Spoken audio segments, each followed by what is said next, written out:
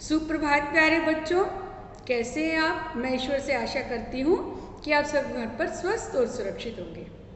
आज हम करेंगे पाठ 9 शिष्टाचार। इस पाठ के माध्यम से लेखक ने बच्चों में शिष्टाचार के गुणों का विकास करने की कोशिश की है। और इस पाठ के मुख्य पात्र हैं प्रदीप और भुवन। और लेखक ने यह भी समझाना चाहा है कि हमें अपने जीवन में अगर अच्छा बनना है तो हमारे अंदर शिष्टाचार के गुणों का होना बहुत अनिवार्य है। तो आज हम पढ़ेंगे पाठ 9 शिष्टाचार। पाठ 8 लाल जूता।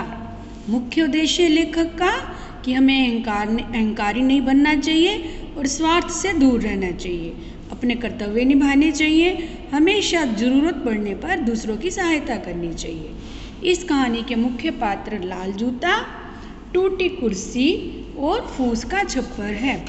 लाल जूता बहुत बोलता था।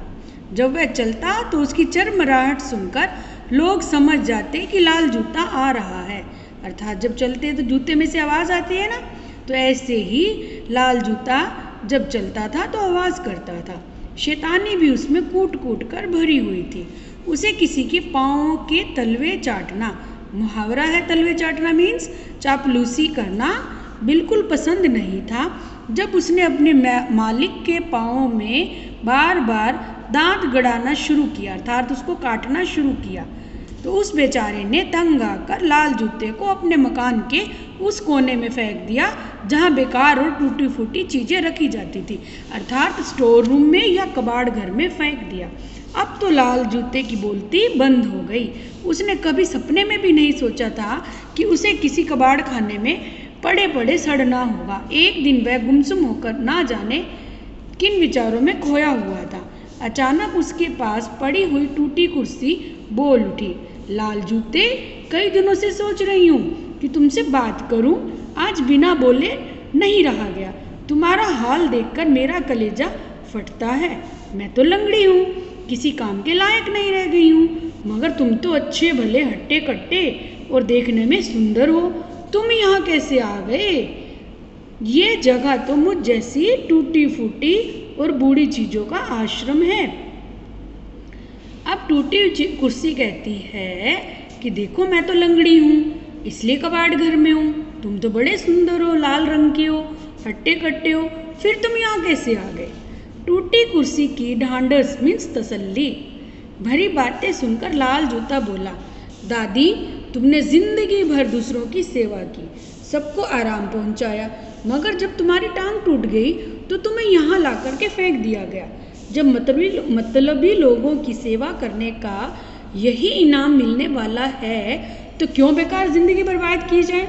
मैंने अक्ल से काम लिया और पहले ही बेकार चीज़ों में नाम लिखवा कर यहाँ चला आया। मैं खानदानी जूता हूँ। मेरे बाप दादे राजाओं और नवाबों के यहाँ बड़ी इज्जत पा चुके हैं। मेरी किस्मत खराब है जो मैं मामूली किस्म के लोगों के पल्ले पड़ गया। अब देखो, जूता कहता है कि मैंने तो बहुत अच्छा किया, क्यों मैं इनकी सेवा करूं? क्योंकि इन्होंने मुझे फेंकना ही कबाड़ घर में है। जैसे तुम बूढ़ी होकर यहाँ आई बैठी हो, तो मुझे तो यही अच्छा लगता है कि मैं पहले ही आ जाऊं। टूटी कुर्सी यह सुनकर अवाक मीन्स हैरान होकर लाल जूते का मुंह ताकने लगी।